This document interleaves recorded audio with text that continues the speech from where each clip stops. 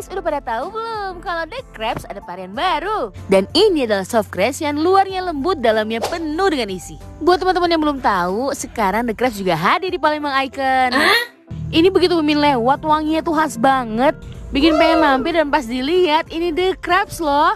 Lokasinya ada tepat di lantai 2 dekat dengan game station itu.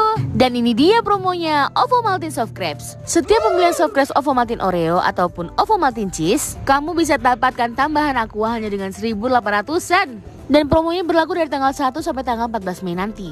Dan karena ini soft crepes, itu beda banget dengan crepes biasanya. Adonan itu lebih lembut dan lebih wangi kelihatannya. Selain pesan yang soft crepes tadi, kita coba pesen yang gurih atau yang savory, yang isinya tuh beef dengan teparutan keju sebanyak ini, dengan aneka tambahan isi yang unik-unik. Dan gak ketinggalan kita juga cobain yang crepes varian ice cream. Sumpah unik banget karena The Crepesnya bisa jadi